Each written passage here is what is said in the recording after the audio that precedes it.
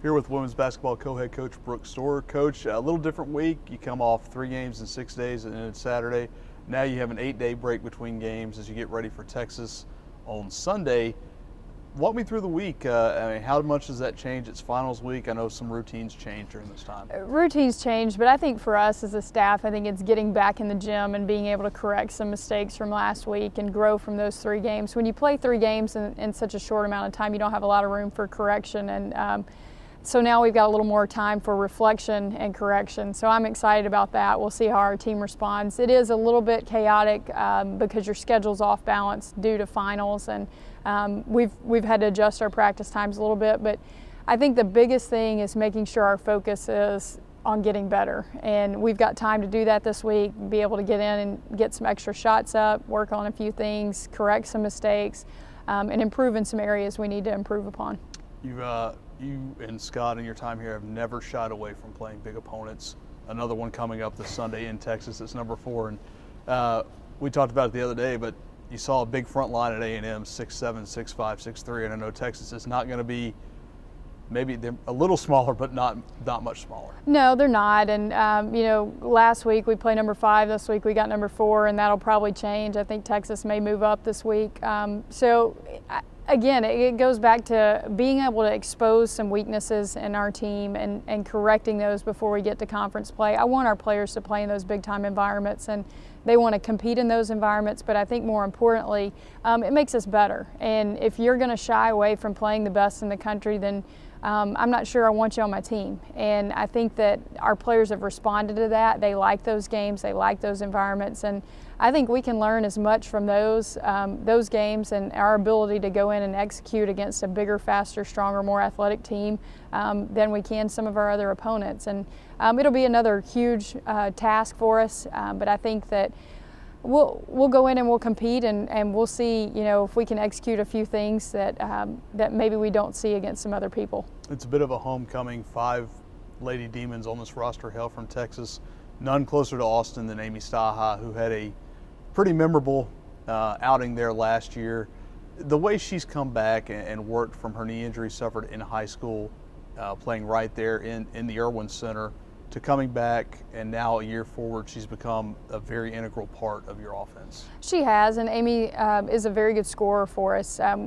She needs to shoot the ball a little bit better than she has the last couple of weeks, but some of that's getting easy shots and being able to finish in traffic in and around the paint, and she'll get to that. I think that the biggest thing for her is her confidence is back in her body, and she's stronger and feels really good about things, and I think that's the biggest thing. It's always exciting. You never know how players are going to react when they play in front of friends and family, but I think she'll be excited. I think this is a game that she always circles on her calendar, knowing that we were there last year and we're going back this year, and something that they get excited about. I think anytime we can get our players back in front of their friends and family, they'll either be really good or they'll be really nervous. But I think once the ball tips and they get into our rhythm and flow, I think they'll be just fine. But it's always an exciting time. Plus, it gets us a chance to, we recruit the state of Texas pretty heavily, and it's a chance for our recruits to be able to come to games that may not drive over to Natchitoches and see us on a weekend.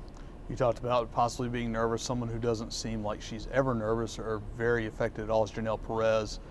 Certainly against Texas A&M, we just comment on her performance. 7 points in the second half, 5 assists, 0 turnovers. Like you said, against probably the premier backcourt in the United States in women's basketball. Just her ability. Now I know you probably want to be a little more offensive minded right now, and is that something you have to try to get through to her because she is an unselfish type of player? I think so, but I think it's also going to be more of some of the stuff we start calling down the stretch, and once we get to conference play. At this point, we're trying to figure out roles and see who fits where and what rotations are most effective for us. But she knows we've asked her to shoot the ball more, and she knows that we need an increased scoring role from her, especially not having Tashina Moore on the floor. And she's going to have to do that, and I think that's something that, a role that she'll relish. I think that, we'd like to see that kind of start taking place here over the next couple of weeks as we get ready for conference play in the non-conference. But, she is a calming influence for our team, just has really good command of the basketball, and I think that, she likes to play in those big environments. So I think that, going up against, 40 minutes of pressure at A&M with long athletic players in their backcourt was very good for her. And to have no turnovers in an environment like that, I think is something that's very impressive. When you touched on it a little bit there, but this is kind of what the non-conference season for you is about, is determining roles and kind of finding yourself as a team getting ready to go into that January 3rd or January 2nd conference opener down at Houston Baptist. Absolutely. I've said it from day one, and whether we're picked last in the preseason or picked second or first in the preseason, this non-conference is about preparing for the conference season. It's about preparing for the conference tournament, and we've got to be able to do that. And I think, whether we, beat Louisiana Tech or lose at Grambling or lose at A&M or beat Laterno at home, it matters because we always want to win, but it's about, is our team developing? Are we getting better? Are we winning a game but not getting better as a team? Are we losing a game and getting better? I think it's something we've stressed with our team and since we've been here.